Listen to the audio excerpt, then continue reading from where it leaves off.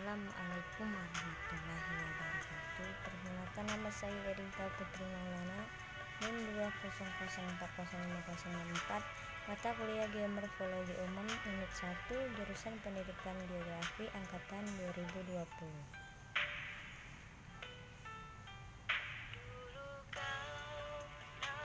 Sini saya akan menjelaskan tentang bentuk lahan fluvial.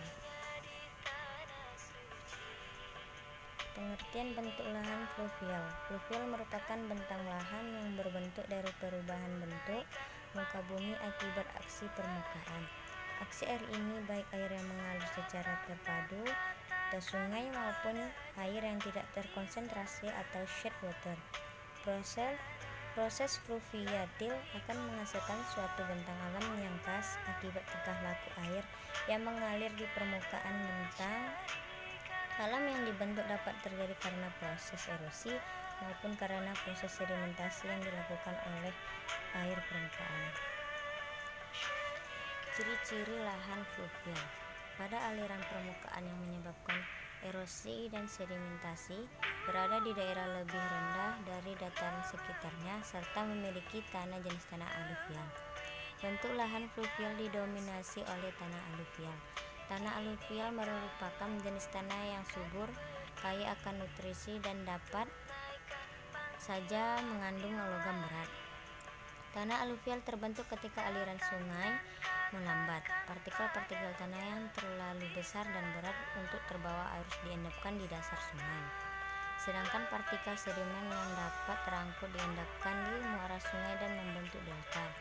Tanah aluvial memiliki karakteristik dan kandungan mineral yang bervariasi tergantung pada wilayah dan susunan geologis daerahnya.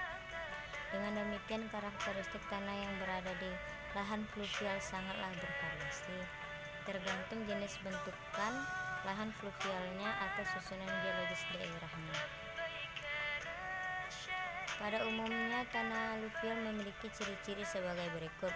Yang pertama, warna agak kelabu di daerah persawahan dan cenderung berwarna coklat di luar daerah sawah. Yang kedua, memiliki mineral yang tinggi. Yang ketiga, teksturnya menyerupai tanah liat. Yang keempat, terdapat dari daerah endapan. Yang kelima, kandungan fosfor dan kalsium rendah. Yang keenam, memiliki pH tanah yang rendah. Yang ketujuh, terbentuk dari akibat proses gerakan air permukaan tanah. Proses bentuk lahan fluvial. Bentuk lahan asal proses fluvial terbentuk akibat aktivitas aliran sungai yang berupa penyipisan, pengangkut, dan pengendapan, sehingga membentuk bentukan deposisional yang berupa bentangan dataran aluvial dan bentuk lain. Bentukan-bentukan ini berhubungan dengan daerah-daerah penimbuhan seperti lembah-lembah sungai besar dan dataran aluvial. Bentukan-bentukan kecil yang mungkin terjadi antara lain adalah banjir, tanggul alam, teras sungai, dataran berawa, gosong sungai, dan kipas aluvial. Bentuk lahan fluvial dipengaruhi oleh macam proses sebagai berikut. Proses erosi adalah gaya melebar air yang mengalir di atas permukaan air tanah yang menyebabkan terjadinya lembah-lembah atau lepasan material dasar dari tebing sungai. Terdapat 4 macam proses erosi ini, yaitu yang pertama, hydraulic action. Air memberi tekanan pada tepi sungai menyebabkan udara terperangkap dan tekanan di celah-celah batuan di tepian sungai. Yang kedua, korosi, yaitu satu bentuk erosi kimiawi di mana air mengeluarkan mineral dari lapisan atau tepian, misalnya kalsium dalam batu kapur. Yang ketiga, abrasi. Proses saat sungai menyangkut bebatuan ke hilir, bebatuan tersebut mengikis material di dasar sungai. Yang keempat, atriti. Batuan dan kerikil saling bertabrakan. Proses transportasi adalah proses perpindahan pengangkutan material oleh suatu tubuh air yang dinamis yang diakibatkan oleh tenaga kinetis sebagai efek dari gaya gravitasi atau terangkutnya partikel batuan yang telah tererosi secara melompat, menggelinding, meluncur, suspensi, maupun larutan. Terdapat 4 macam proses transportasi ini, yaitu yang pertama, solution. Partikel terkecil mineral larut-larut di bawah ke hilir. Yang kedua, suspension. Partikel-partikel kecil terbawa di sepanjang sungai. Yang ketiga, saltation. Partikel-partikel kecil mengalami lompatan permukaan dan memantul di sepanjang dasar sungai. Yang keempat, precipitation, batu-batu besar dan bebatuan berguling di sepanjang dasar sungai. Proses deposisi atau proses sedimentasi, yaitu proses yang terjadi ketika sungai tidak mampu lagi mengangkut material yang dibawanya. Apabila tenaga angkut semakin berkurang, maka material yang berukuran kasar akan diendapkan terlebih dahulu, baru kemudian diendapkan material yang lebih halus. Terdapat satu proses yang terjadi dalam deposisi, yaitu penyatiran beban sungai diendapkan terlebih dahulu seperti kerikil, pasir, lumpur, dan tanah liat. Material diendapkan akan disimpan dalam lapisan. Dataran aluvial merupakan dataran yang terbentuk akibat proses-proses geomorfologi yang lebih didominasi oleh tenaga eksogen, antara lain iklim, curah hujan, angin, jenis erosi.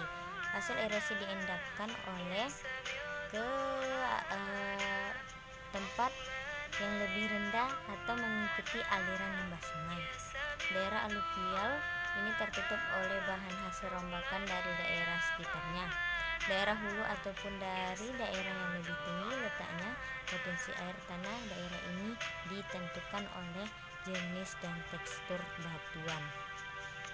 Yang kedua, dataran banjir. Dataran banjir berupa dataran yang luas berada pada kiri kanan sungai yang terbentuk oleh sedimen akibat limpasan banjir sungai tersebut. Umumnya berupa pasir, lanau, dan lumpur. 3. Tanggul alam. Tanggul yang berbentuk akibat banjir sungai di wilayah dataran rendah yang berperan menahan air hasil limpasan banjir sehingga terbentuk genangan yang dapat kembali ke sungai. Seiring dengan proses yang berlangsung kontinu akan terbentuk akumulasi sedimen yang tebal sehingga akhirnya membentuk tanggul alam. Yang keempat, rawa belakang atau backswing. Backswing atau rawa belakang adalah bagian dari dataran banjir di mana simpanan tanah liat menetap setelah banjir. Backswing biasanya terletak di belakang sungai alam sebuah tanggul. Kemudian kembali rawa-rawa yang terletak agak jauh dari saluran sungai di dataran banjir. Material terberat tetesan keluar pertama dan material terbaik dilakukan jarak yang lebih besar. Yang pertama, relief cekung datar. Yang kedua, batuan atau struktur berlapis tidak kompak. Yang ketiga, prosesnya sedimentasi. Yang keempat, karakteristiknya relief cekung datar selalu tergenang proses sedimentasi. Yang kelima, bila kipas aluvial. Bila suatu sungai dengan muatan sedimen yang besar mengalir dari bukit atau pegunungan dan masuk ke dataran rendah, maka akan terjadi perubahan gradien kecepatan yang drastis sehingga terjadi pengendapan material yang cepat. Yang dikenal sebagai kipas biasanya terdapat pada suatu anggokan. Material lepas terbentuk seperti kipas. Biasanya daerah kipas aluvial terdapat pada suatu dataran di depan suatu gawir. Biasanya pada daerah kipas aluvial terdapat air tanah yang melimpah. Hal ini dikarenakan umumnya kipas aluvial terdiri dari selingan, pasir, dan lempung sehingga merupakan lapisan pembawa air yang baik.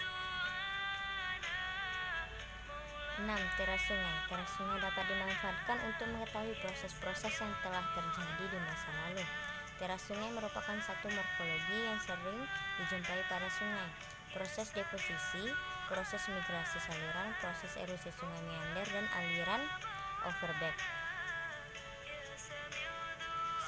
sangat berperan dalam pembentukan dan perkembangan dataran banjir. Faktor yang mempengaruhi proses pembentukan dan perkembangan teras sungai adalah perubahan base level of erosion dan perubahan iklim.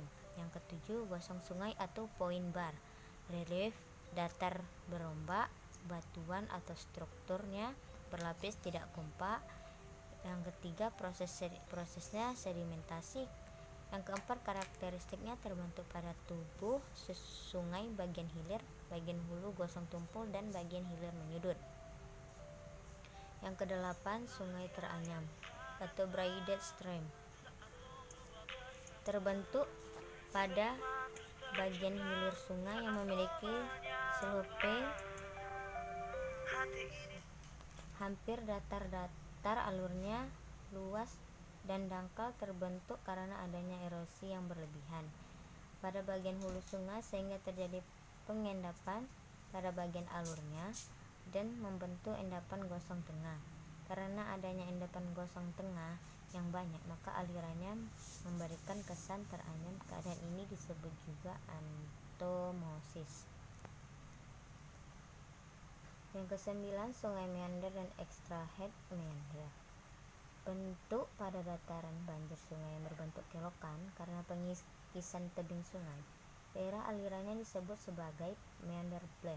Meander ini terbentuk apabila pada suatu sungai yang berstadia dewasa atau tua mempunyai dataran banjir yang cukup luas, arus sungai melintasinya dengan tidak teratur. Sebab adanya pembelokan ini terjadi karena ada batuan yang menghalangi sehingga alirannya membelok dan terus melakukan pengerusan ke batuan yang lebih lemah. Yang ke-10, delta dan macamnya. Delta adalah bentang alam hasil sedimentasi sungai pada hilir setelah masuk para daerah base level. Pada saat aliran mendekati muara seperti danau atau laut, maka kecepatan alirannya menjadi lambat. Akibatnya terjadi pengendapan sedimen oleh air sungai. Pasir akan diendapkan sedangkan tanah liat dan lumpur akan tetap terangkut oleh aliran air. Setelah sekian lama akan terbentuk lapisan-lapisan sedimen. Akhirnya lapisan-lapisan sedimen membentuk dataran yang luas pada bagian sungai yang mendekati muaranya dan membentuk delta. Pembentukan delta memenuhi beberapa syarat. Yang pertama, sedimen yang dibawa oleh sungai harus banyak ketika akan masuk laut atau danau. Yang kedua, arus panjang di sepanjang pantai tidak terlalu kuat. Yang ketiga, pantai harus dangkal. Contoh bentang alam ini adalah delta sungai Musi, Kapuas, dan Kaliberantas. Sekian dari saya ucapkan terima kasih. Assalamualaikum warahmatullahi wabarakatuh.